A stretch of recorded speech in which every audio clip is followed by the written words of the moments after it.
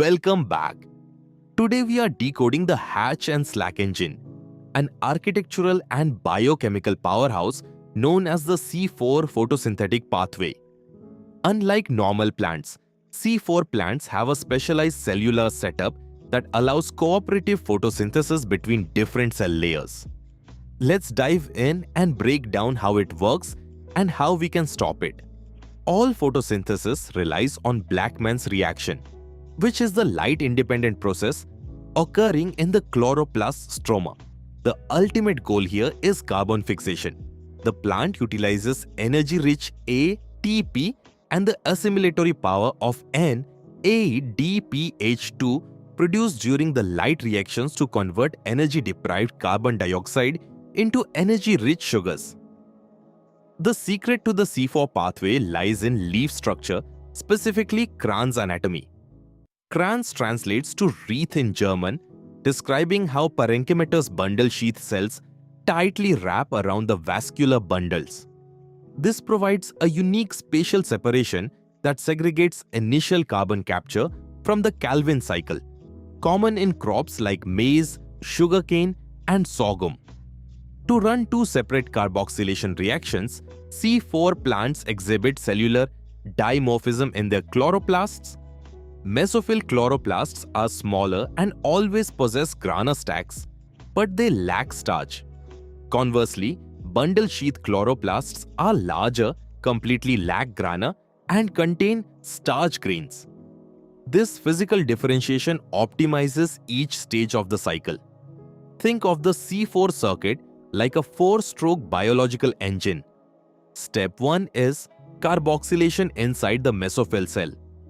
Step 2 involves the breakdown and transport of the resulting C4 acid into the bundle sheath via plasmodesmata. Step 3 is splitting to release carbon dioxide into the Calvin cycle. Finally, step 4 is phosphorylation to reset the engine. The engine kicks off with carbon capture in the mesophyll. Atmospheric carbon dioxide is converted into bicarbonate by carbonic anhydrase. Then, a 3-carbon molecule called phosphenol pyruvate or PEP captures this carbon. Catalyzed by PEP carboxylase, it forms oxaloacetic acid, the 4-carbon compound that gives the C4 cycle its name. Once the carbon is fixed into oxaloacetic acid, it undergoes a transformation to be shifted. It can follow path A using malic dehydrogenase to become malic acid, or path B using aspartic transaminase to become aspartic acid. These stable 4-carbon acids are then directly shuttled through the plasmodesmata into the bundle sheath chloroplast.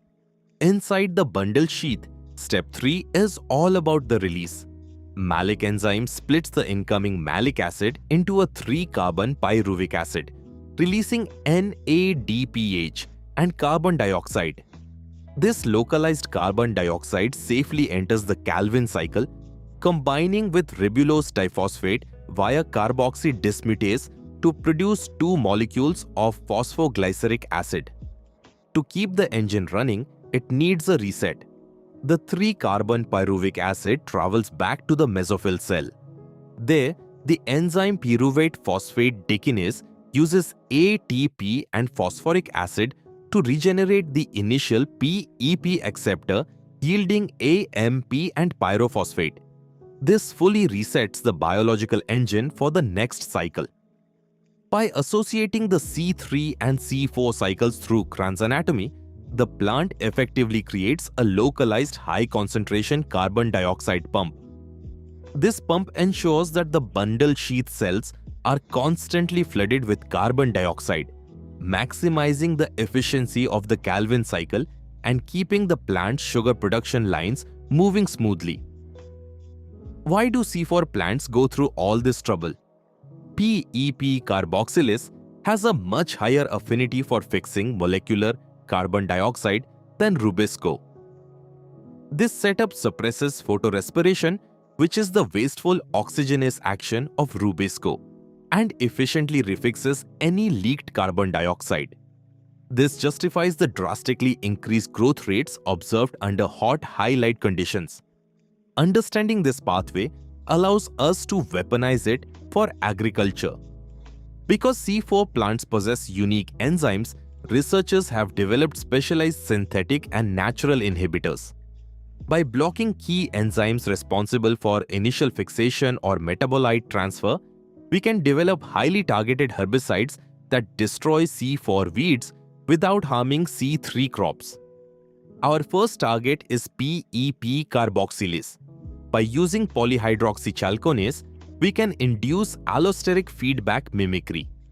These compounds bind directly to the same allosteric site used by the cycle's natural feedback inhibitors, malate or aspartate. This selective shutdown stops carbon capture in C4 weeds, while leaving C3 crops completely unharmed. We can also induce reset and transport failures in the engine. The compound fluoretin causes mixed-type inhibition of PDK, rapidly draining cellular pyruvate and ATP levels to stall metabolic flow. Meanwhile, benzodox acts as a competitive inhibitor against alanine, disrupting oxygen evolution and altering intermediate pool sizes. In summary, targeted molecular disruption gives us a perfect matrix for modern agronomy. Inhibiting PEPC blocks initial carbon capture. Targeting PPDK prevents PEP regeneration by depleting ATP, and aminotransferase inhibition disrupts metabolite transport. Harnessing these disruption points allows for highly effective, selective weed control.